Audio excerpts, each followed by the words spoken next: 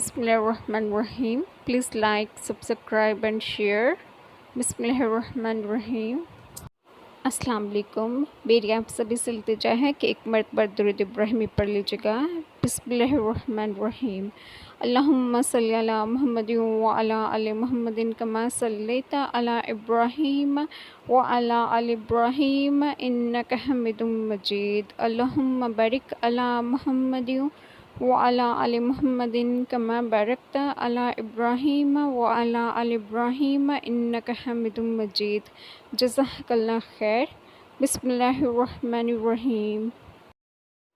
हदीस शरीफ में है, रसूलुल्लाह सल्लल्लाहु अलैहि वसल्लम ने फरमाया, गुनाहों से तौबा करने वाला ऐसा है जैसे इसने गुनाह किया ही नहीं।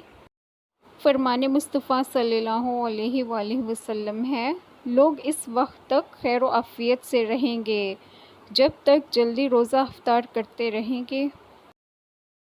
सैयदना अबू हुरैरा रज़ियल्लाहु ताला अन्हा ने रवायत फरमाया कि हुज़ूर इकराम सल्लल्लाहु अलैहि वसल्लम ने इरशाद फरमाया, ज़माने करीब हो जाएंगे, अमल कम हो जाएगा, बुख़्ल कंजूसी आम होगी, हरज की कसरत होगी। लोगों ने अर्ज़ की, हरज क्या है?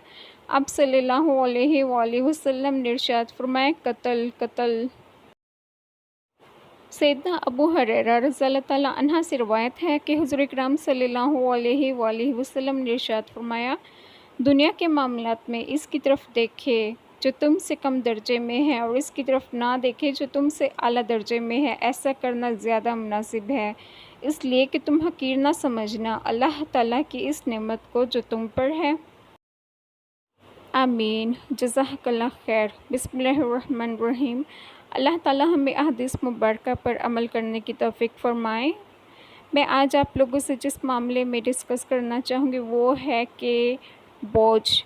किसी भी इंसान को, ख्वाह वो वालिदैन हो या औलाद, बोझ मत समझें एक दूसरे को। सबका रिस्क अल्लाह ने लिख रखा है, किसको कितना मिलना है ये सब अल्लाह के इख्तियार में है, लिहाजा किसी को बोझ मत समझें। जज़ाकल्लाह खैर।